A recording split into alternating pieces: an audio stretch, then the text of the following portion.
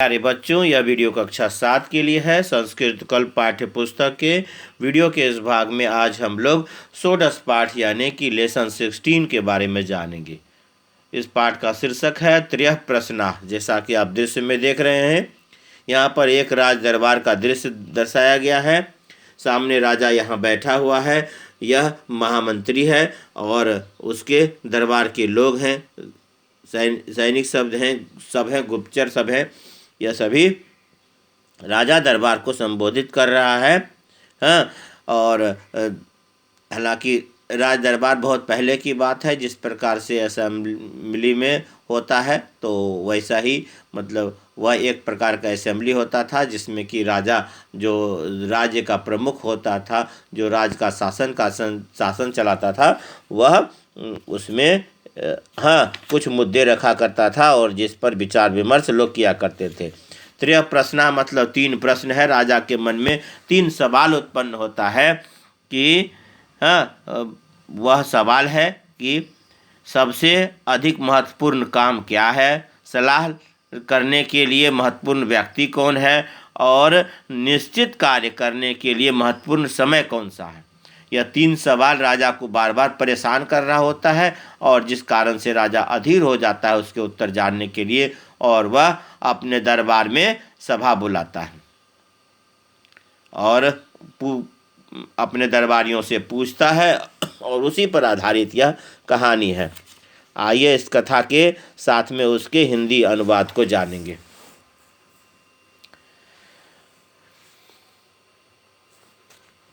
संस्कृत इस प्रकार से है। एकस्य निरपस्य मनसि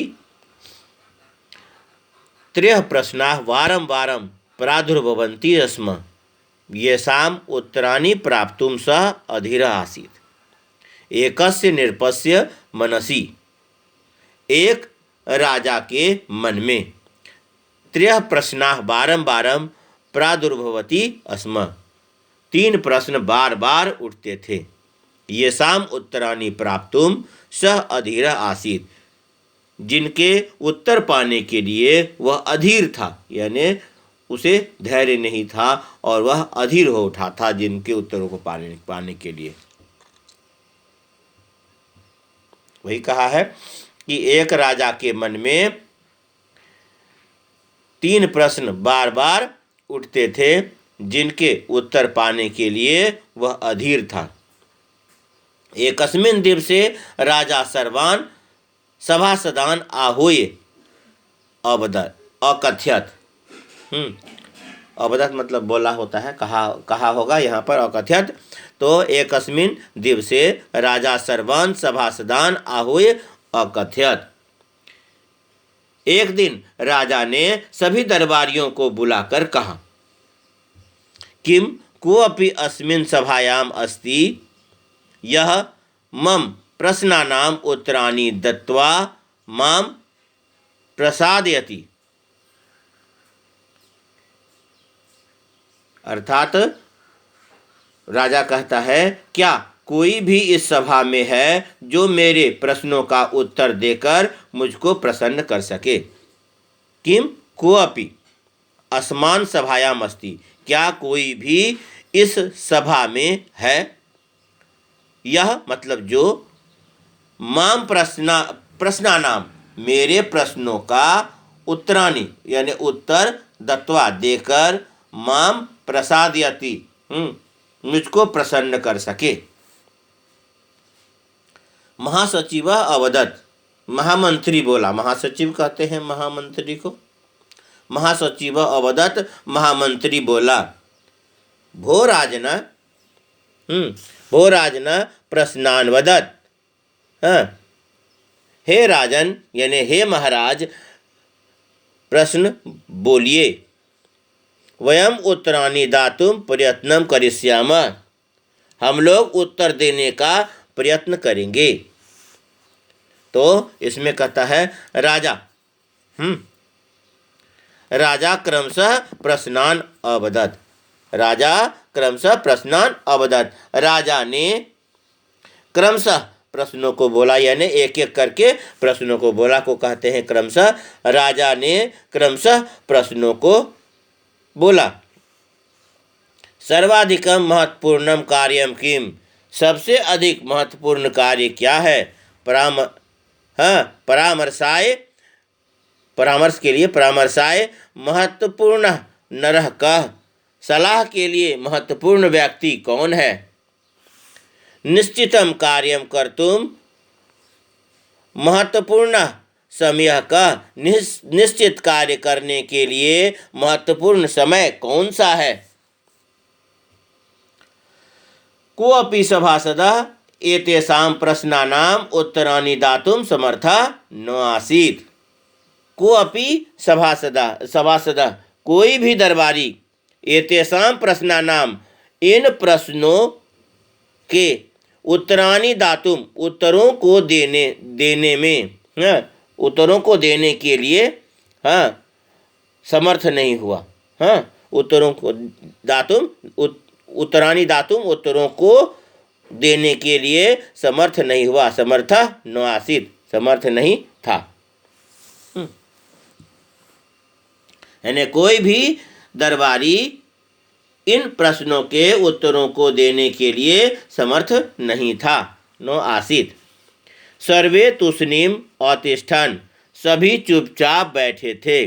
सहसा एक सभासद स्वस्थानात् उत्थाय प्रत्युत्तरत्, अचानक एक दरबारी अपने स्थान से उठकर उत्तर दिया, हे राजन, नगरात् बहिः एकस्मिन् ग्रामे एकः विद्वान सन्यासी वसति।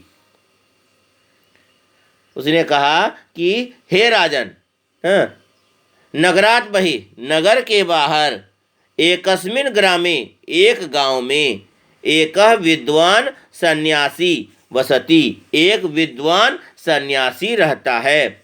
सह एव प्रश्नानाम उत्तराणि दास्यति, वह ही यानी वही प्रश्नों के उत्तर देगा। उत्तराणि दास्यति, उत्तर देगा, वही प्रश्नों के उत्तर देगा। इसके बाद कहता है कि अगले दिन, अग्रिमे दिवसे प्रातः काले राजा सन्यासिनः उपगम्य नमस्कारं कृत्वा तं प्रश्नान् अपृच्छत्।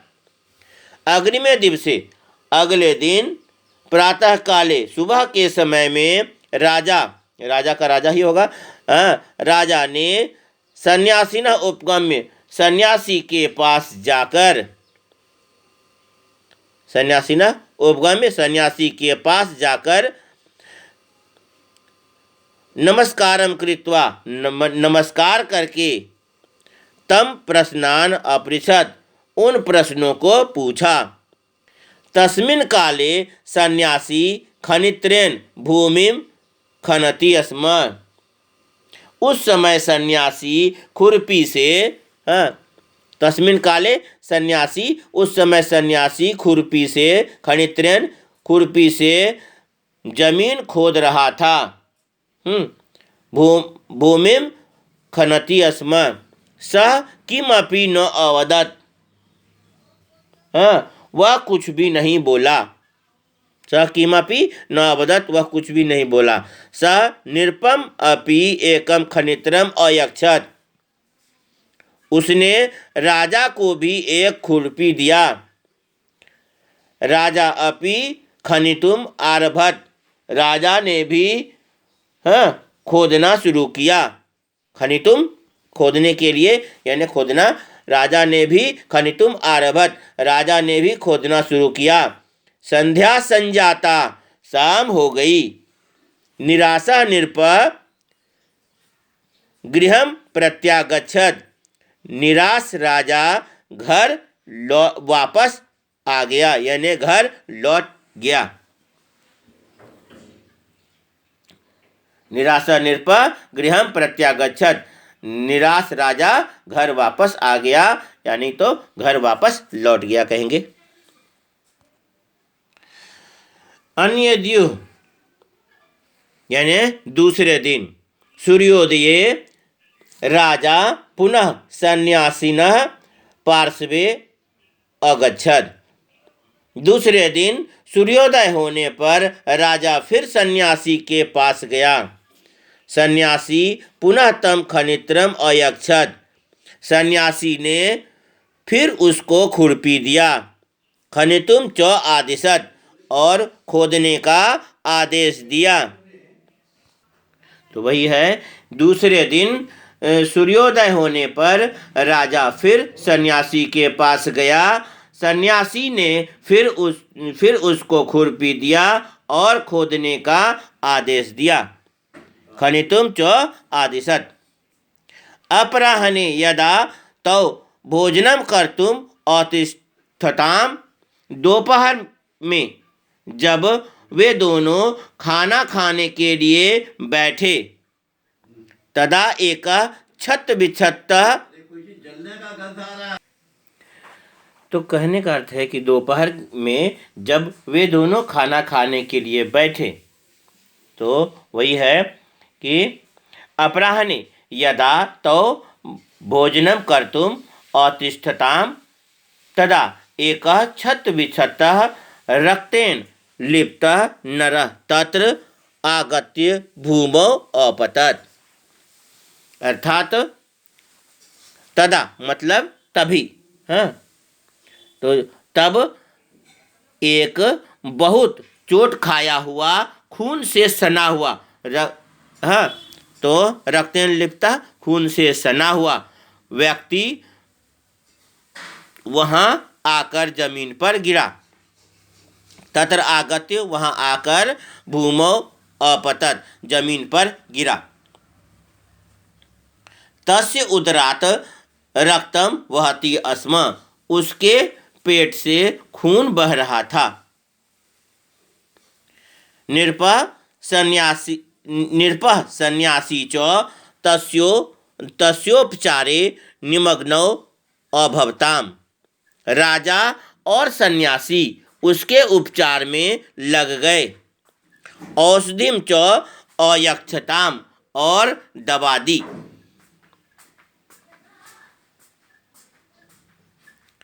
नृपः सन्यासी च तस्योपचारे निमग्नौ अभवताम। राजा और सन्यासी उसके उपचार में, वह घायल व्यक्ति जो था उसके उपचार में निमग्न होना मतलब लग जाना, हाँ, दोनों लग गए।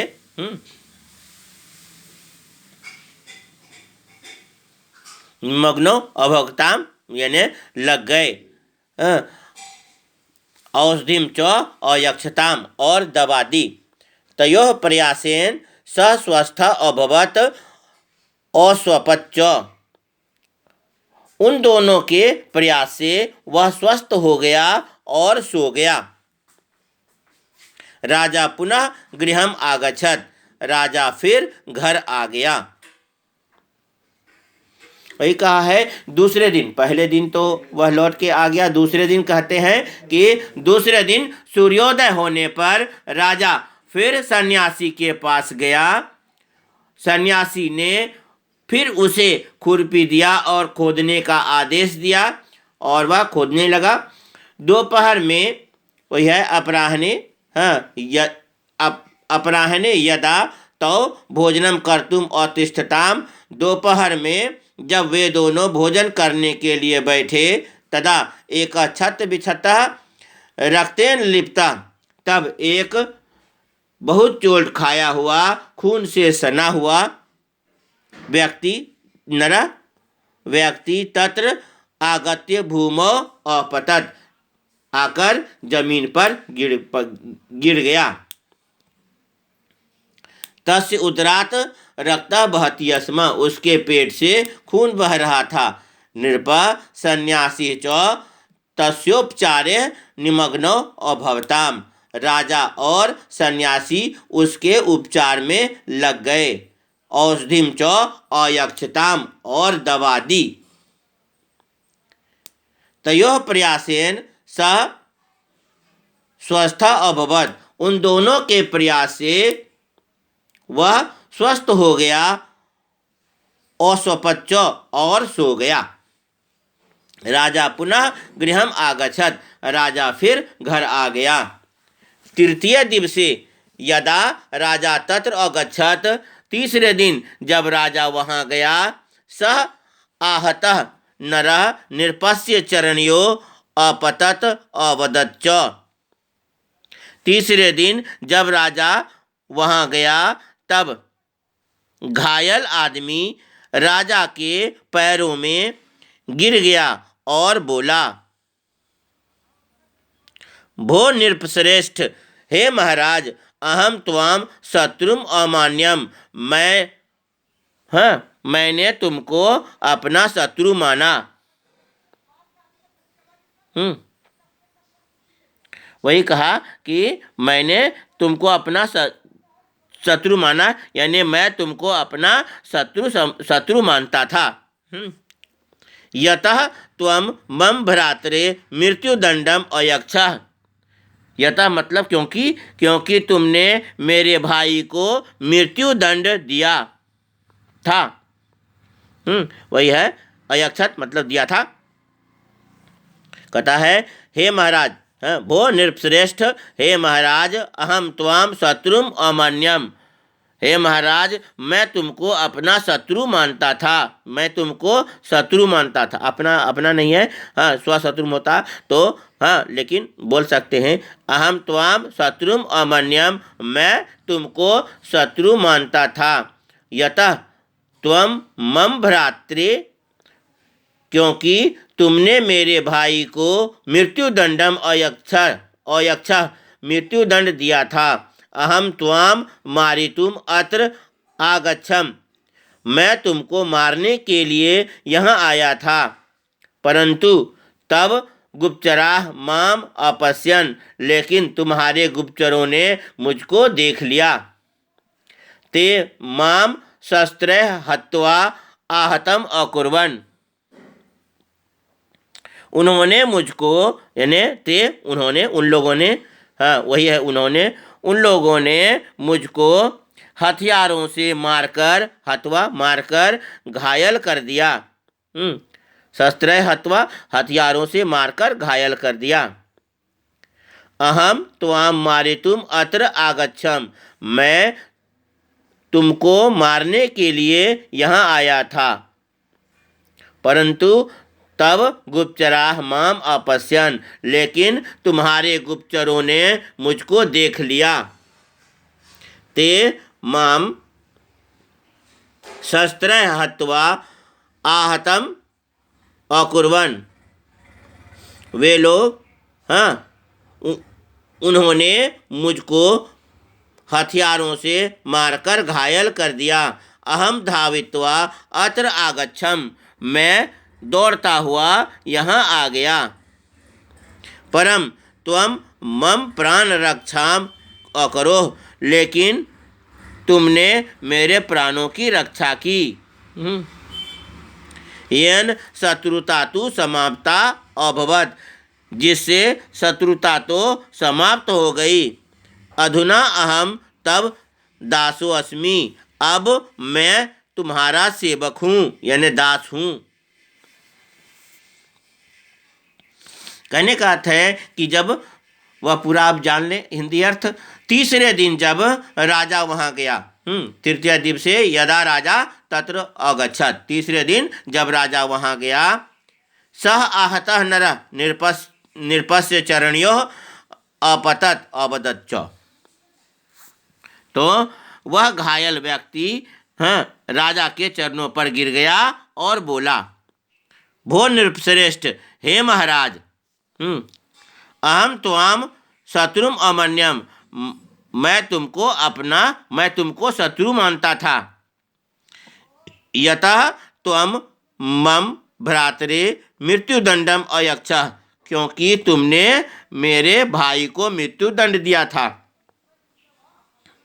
अहम त्वाम मारितुम अत्र आगच्छम, मैं तुमको मारने के लिए यहाँ आया था, परंतु तब गुप्तचराः माम अपश्यन्, लेकिन तुम्हारे गुप्तचरों ने मुझको देख लिया। ते माम शस्त्रैः हत्वा आहतम अकुर्वन्, उन लोगों ने मुझको हथियारों से मारकर घायल कर दिया। अहम धावित्वा अत्र आगच्छम, मैं दौड़ता हुआ यहाँ आया। परम त्वं मम प्राण रक्षाम अकरोह, लेकिन तुमने मेरे प्राणों की रक्षा की। येन शत्रुताम तु समाप्ता अभवत, जिससे शत्रुता तो समाप्त हो गई।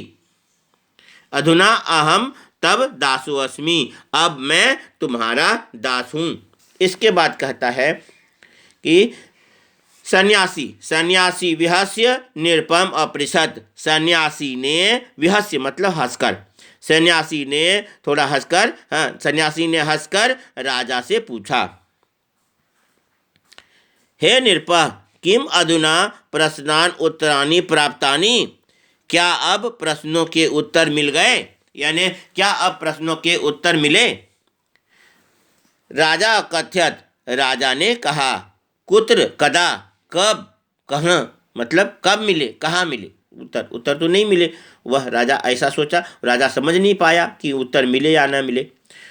सन्यासी अवदत, भो राजन, कहा, हे राजन, सर्वाधिक महत्वपूर्ण कार्यम तदैव यत अस्माकं सम्मुखे भवति, सबसे अधिक महत्वपूर्ण कार्य, कार्यम तदैव, वही है, सर्वाधिक महत्वपूर्ण कार्यम ततएव तदैव, तो वही है, सर्वाधिक महत्वपूर्ण कार्य वही है, यत अस्माकं समक्षे भवति, जो हमारे सामने होता है। यदा त्वं भूमिम अकृसः, जो तुमने जमीन खोदी, वह सबसे महत्वपूर्ण काम था, क्योंकि सन्यासी वही काम कर रहा था। उसने कहा कि तुम भी मदद करो, लो, तो उसको दे दिया, और ज़मीन खोदने का काम पूरा करना था, तो वह जमीन खोदना शुरू कर दिया। जो काम सामने में होता है वही सबसे महत्वपूर्ण कार्य होता है, ऐसा सन्यासी ने उसको बतलाया। अपि च सह एव परामर्शाय उपयुक्तः नरः यः समक्षे भवति, अर्थात और सलाह के लिए वही सबसे उपयुक्त व्यक्ति होता है जो सामने होता है। यह समक्षे भवति, जो सामने में होता है वही सलाह के लिए सबसे उपयुक्त व्यक्ति होता है। समय बिना बर्बाद किए जो सामने में व्यक्ति हो उससे सलाह लेना चाहिए, वही वह बतलाता है। जो काम सबसे सामने में है यानी वर्तमान में है वह सबसे महत्वपूर्ण है। जैसा कि तुमने यथा तुम भूमि अकृसः, जो तुमने, जैसा तुमने जमीन खोदा, जैसा तुमने जमीन खोदी, जमीन इसलिए खोदी होगा। तो अपिच, और अपिच सह एव परामर्शाय उपयुक्तः नरः, और सलाह के लिए वही सबसे उपयुक्त व्यक्ति है। उपयुक्तः नरः यह समक्षे भवति, वही उपयुक्त नर है जो सामने है, जो सामने होता है।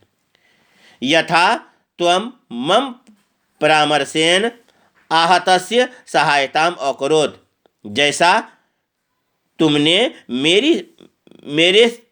मेरे सलाह से, यानी मेरी सलाह से घायल की सहायता की है। यथा त्वं मम परामर्शेन आहतस्य सहायताम अकरोत्, जैसे तुमने मेरी सलाह से घायल की सहायता की। इसके बाद कहता है कि एतेन परामर्शेन तब शत्रु अपि मित्रम अभवत, इस सलाह से तुम्हारा शत्रु भी मित्र हो गया। पुनश्च कार्यं करणाय उचितम समयः अधुना एव भवति, और फिर कार्य करने के लिए उचित समय अभी ही होता है, यानी वर्तमान का समय। पुनश्च, और फिर कार्यं करणाय, कार्य करने के लिए उचिता समय, उचित समय अधुना एव भवति, अभी ही होता है। यथा आवाम अकुर्वः, जैसा हम दोनों ने किया। काम करने के लिए उचित समय जो था वह उसी समय करना था, उसी समय करने लगा। वही कहा है। ये मैं यह इयं कथा अस्मान् शिक्षयति यत् वर्तमानः समयः एव महत्वपूर्ण भवति। यह कथा या यह कहानी हमें सिखाती है कि वर्तमान समय ही महत्वपूर्ण होता है। वर्तमान समय एव महत्वपूर्ण भवति। भविष्यस्य चिंतायां यदि वर्तमानः नश्यति, भविष्य की चिंता में यदि वर्तमान नष्ट होगा तर्हि किंचिदपि न प्राप्स्यसि। तो कुछ भी नहीं प्राप्त करोगे। ठीक है, प्राप्स्यसि प्राप्त करोगे। तो यानी यदि वर्तमान समय नष्ट होता है, यदि वर्तमान नक्ष्यति, यदि वर्तमान नष्ट होगा तर्हि किंचिदपि न प्राप्स्यसि, तो कुछ भी प्राप्त नहीं करोगे। उपस्थितम कार्यम मनोयोगेन करणीयम। सामने आया कार्य, उपस्थित कार्य यानी सामने आया कार्य मन लगाकर करना चाहिए। मनोयोगेन करणीयम, मन लगाकर करना चाहिए। समयस्य सदुपयोगः एव भविष्यस्य आधारशिला भवति। समय का सदुपयोग ही भविष्य की आधारशिला है। आधारशिला भवति, आधारशिला होती है। समयस्य सदुपयोगः एव भविष्यस्य आधारशिला भवति। समय का सदुपयोग ही भविष्य की आधारशिला होती है। अपि च अयम एव सर्वांगीण प्रगत्याः मूलमंत्रम अस्ति। अपि च अयम एव सर्वांगीण प्रगत्याः मूलमंत्रम अस्ति। और यही सर्वांगीण प्रगति का मुख्य सिद्धांत है। तो कहने का अर्थ है कि जो उसने समझाया है कि सन्यासी बोला कि हे राजन, सबसे अधिक महत्वपूर्ण कार्य वही है जो हमारे सामने होता है। जैसा तुमने जमीन खोदा, यथा त्वं भूमिम अकृषः, जैसा तुमने जमीन खोदा। अपि च सः एव परामर्शाय उपयुक्तः नरः यः समक्षे भवति। और सलाह के लिए वही व्यक्ति सबसे उपयुक्त होता है जो सामने होता है। जैसा कि तुमने मेरी सलाह से घायल की सहायता की। यथा त्वं मम परामर्शेन आहतस्य सहायताम अकरोत्। उसके बाद कहता है कि इस सलाह से तुम्हारा शत्रु भी मित्र हो गया। एतेन परामर्शेन तब शत्रु अपि मित्रम अभवत्। पुनश्च कार्यं करणाय उचितम समय अधुना एव भवति। और काम करने के लिए और फिर काम करने के लिए उचित समय अभी ही होता है। यथा आवाम अकुर्वः, जैसा हम दोनों ने किया। तो यह कथा अस्मान् शिक्षयति, यह कथा हमें सिखाती है कि यत कि वर्तमान समय एव महत्वपूर्ण भवति। वर्तमान समय ही महत्वपूर्ण होता है। भविष्यस्य चिंतायाम यदि वर्तमान नक्ष्यति, भविष्य की चिंता में यदि वर्तमान नष्ट होगा तर्हि किंचिदपि न प्राप्स्यसि, तो कुछ भी प्राप्त नहीं करोगे।